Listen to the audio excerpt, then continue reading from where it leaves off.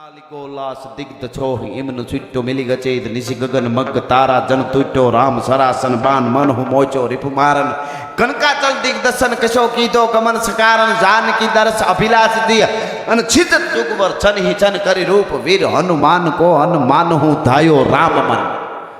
હવે આ કેવી રીતે છે કે ભગવાન રામ પાસેથી હનુમાનજી મહારાજે જાનકીજીની શોધ કરવા જાવ તો જ્યારે એ પર્વતની માથે આમ પગ રાખી અને મચરક મારીને હનુમાનજીએ જ્યારે કૂદકો માર્યો સલાંગ મારી લંકામાં જવા માટે ત્યારે એનો વેગ કેટલો હતો, સ્પીડ કેટલી હતી એ કવિ એનું આમાં વર્ણન કરે છે એક પછી એક. આમ તો કે હા તો કે આમ નહીં આમ, એમ તો કે ના એમ નહીં આમ.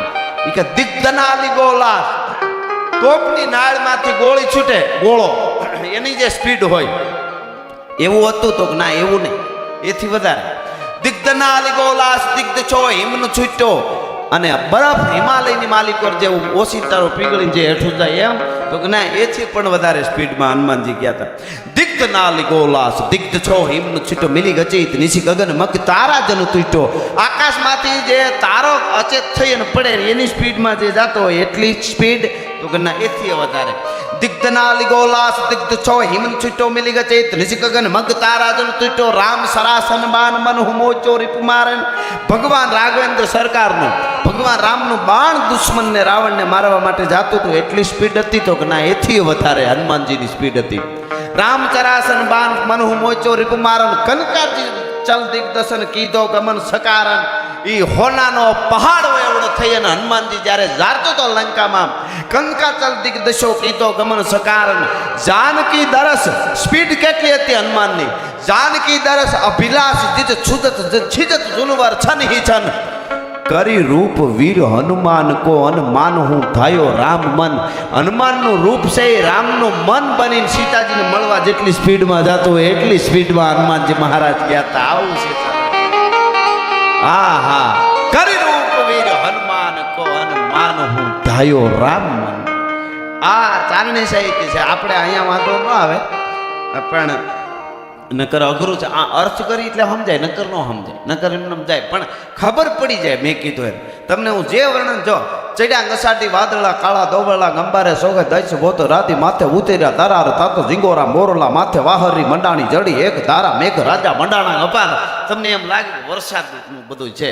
અને મહારાણા પ્રતાપનો હલ્દીના મેદાનમાં જ્યારે ચેતક ઘોડો યુદ્ધના મેદાનમાં ઉતરે આપણા રાષ્ટ્ર ધર્મ હિન્દુત્વ માટે અને એના ડાબલા વાગતા હોય ત્યારે એ કેવા વાગે તો કે પાગા નાખતા રકાબ કવિ ધાગા ધાગા ભરી પાગા આગા જાવે નાહી ભાગા મૃગા નાહી ગાજ ગન તોપકા ગેણાગા તરી બાગા હાથ જાય તાતો રેજા રાગા પ્રભે નાજા હારા કાપે રાજ ગનને રૂમા ચુમા ઠુમા ઠુમા. એટલે તમને ખબર જ પડી જાય કે આ ઘોડો દોડે છે. એ જે આખું એનું એ અને યુદ્ધનું મેદાન જ્યારે આવે યુદ્ધના મહાભારતના યુદ્ધનું વર્ણન છે. વડા ભારતા રચાયા ખેલ કોરો વારા પાંડ વારા કરણ પાર તારા જુદો હુવરા પ્રલય કાળા બાણરા ટકાર ગાર પાર નાસ માન બાગા પનંગા થડકા લાગા હાથ મેં પતાળ ગન ઠાકિયા કૌરવા બાણે પડી માથે મેઘ તારા છૂટા બાણ તારા પાર થારા આકરા સમો અને જાતા સુર તીર ઠાર ઠાર વીર રચ જાગા કૌરા. આ જે વર્ણનો જે છે ચારની છે તેમાં એ અદ્ભુત છે. ફેફસાની કસરત થઈ જાય જોરદાર. અટાણે તો આ બહુ જરૂરી. આ બધા રોગ આવ્યા ને આપણને તો એમાંથી પાર કાઢ્યા ગિરનારી મહારાજ માતાજી. આપણે બધાય પાછા જો 2 વર્ષની એટલા હાથકોઠાની યુદ્ધમાં નીકળી ગયા હોય એવું લાગે છે. એમાંથી આવી અને આમાં આપણે આનંદ કરીએ છીએ કૃપા. અને એમાં જેણે જે થયું એ બધાએ કર્યું. ઘણાની પાસે એટલા રૂપિયા હતા એ ઠેલા ભરીને રખડતા હતા. અમને કોક આલ્યો પૈસા લઈ જાઓ, કોક અમારી પાસે બેહો, બસ અમારું કોઈ નથી. કોકે કીધું તમારા દીકરાને કહે ને તો કે એણે કીધું ઘેરે તો ગુડાતા જ નહીં, ન્યા મરજો, અમને વળગાડશો, લે કર ભેગા. અને કોકે કીધું તો કાલ તમને કોક ખવડાવવા આવ્યું તો પ્રેમથી ખવડાવતું તો આમ ચમચીઓ ભરી ભરીને. એ કોણ હતું તો કે એ તો સેવાભાવી સંસ્થાવાળા હતા. તો એ આપણને એમ થાય કે સેવાભાવી સંસ્થાવાળાની જનતાને વંદન છે કે એણે મોતની પરવા કર્યા વગર પણ ખવડાવવા માટે એમને આવતા. જેનાથી જેની પાસે જે હોય ને એ કરે. એ તો તાસીરમાં આવે, એની કાંઈ ફેક્ટરીઓ ન લાગે, એની દાતારીના કોઈ ઇન્જેક્શન ન આવે, એ કાંઈ ન થાય. પણ કરી લેવા જેવું કંઈક છે એ વાત પાકી છે. જેને જે સમય મળ્યો હોય, જેને જે આમ તો સ્વર્ગની બધી વાતો આપણે સાંભળી છે ભાઈ. સ્વર્ગ બાપા આપણે જોયું નથી. એમ કહે છે અપસરાઓ નાચ્યા કરે ને આ ને તે. પણ મને એમ લાગે સતત કેટલીક ઘડી જોવું નાચે પછી એની કંઈક ઓલું તો હોય ને. એના કરતાં અહીંયા જેવું ક્યાંય છે જ નહીં.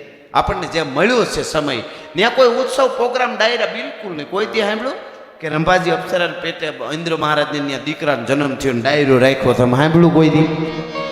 કાંઈ નહીં. બસ એ નાચ્યા કરે, ડોળા ફાડી જોવું. એના કરતાં અહીંયા જેવું ક્યાંય નથી. જેને મને તમને પાત્ર મળ્યું છે, બાપ તરીકેનું, દીકરા તરીકેનું, ભાઈ તરીકેનું, બેન તરીકેનું, પત્ની તરીકેનું, મા તરીકેનું, માસી તરીકેનું, હાહુ તરીકેનું, વહુ તરીકેનું, અધિકારી તરીકેનું પાત્ર પૂર્ણ રીતે ભજવી દઈએ એટલે સંસાર સાગર તરી જાય. પછી ભવસાગર એને તારવા હોય તો તારે નકર પાછા અહીંયા આવીને મોજું કરીશું. અહીંયા ક્યાં હાકેડ થાય છે ભલા માણસ? પાત્ર જે મળ્યું છે ને એ પૂર્ણ રીતે પાત્રની કિંમત છે.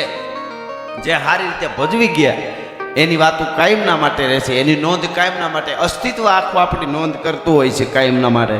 પણ મારે તમારે કરવું હોય તો એમાં યુવાનોની ખાસ જવાબદારી છે, માતાઓ બહેનોની પણ એટલી જ જવાબદારી છે. આ દેશની દીકરીઓ ધારે એવા દીકરાને જન્મ આપી શકે. અમુક ઘટનાઓ આજ બને છે તે અમને એમ થાય કે આ સાહિત્યની હવે બહુ જરૂર છે. સુરતમાં જે ઘટના બની હતી ગળું કાપવાની, એટલા માણસો જોતા હતા. તે આપણને એવો વિચાર પણ થાય કે એટલા માણસ કંઈક કર્યું નહીં. ઘણા કહેતા હતા કે બીજા હોય તો આમ કરના આમ થાય. પછી એક વિચાર એ આવે કે એ બીજાની નજરથી નહીં, આપણી નજરથી આપણે જોઈએ તો આપણો 15 વર્ષનો દીકરો હોય અને એ બજારે ગયો હોય કે સ્કૂલે જાય, એને આપણે એવું કહી શકીએ કે ઊભી કે ભર બજારમાં ખરાબ તત્વના કોઈ ટોળા હોય એ કોઈને શરીર લઈને ગળું આમ કાપવા જાય તો 15 વર્ષના 17 વર્ષના દીકરા દીકરીને આપણે કહી શકીએ કે તારે ત્યાં ખાબકી જાવ તારા દફતરનો ઘા કરીને? એવું કે એવા કેટલા. તો મેં વિચાર્યું, મને અહીંથી અવાજ આવ્યો કે એ તો આપણે તો એમ જ કહીએ કે ભાઈ ત્યાં માથાકૂટમાં ન જવું, ઘરે વયું આવું, ત્યાં જોવાય ન જવાય. તો એ વિચાર એટલો જ આવ્યો. આ દેશની જનતાએ દીકરાને એ કીધું છે, ધાવી લેજે મારા પેટ ધાવી લેજે ખૂબ ધ્રપીને, આજ તેદી તારા મોઢડા માથે અને ધુઆધાર તોપ મંડાશે.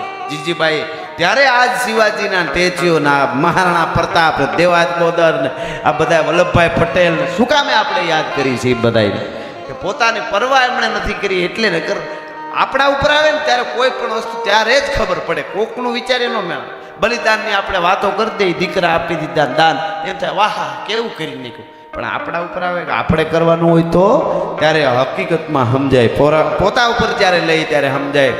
એ જનેતાઓએ જે છે, એક મને વાત ગમે છે ને કહું તમને, આજથી 30 વર્ષ પહેલાં 35 વર્ષ પહેલાં મુંબઈના ભાઈદાસ હોલમાં આવી રીતનો એક અમારો ગઢવીનો પ્રોગ્રામ હતો, અમારા વડીલ ગઢવીનો. 35 વર્ષ પહેલાં અકડે ઠાટ હોલ ભરેલો અને સંસ્કૃતિની બધી વાતો મુંબઈમાં. અને એમાં B.R. ચોપરા જેણે જૂનું મહાભારત બનાવ્યું બહુ સરસ રીતે. આપણે જોઈએ તો એના પાત્રો આપણે ભગવાન, અર્જુન, જે કાંઈ ધર્મરાજા, ભીષ્મ, એ જ પાત્રો આપણને દેખાય.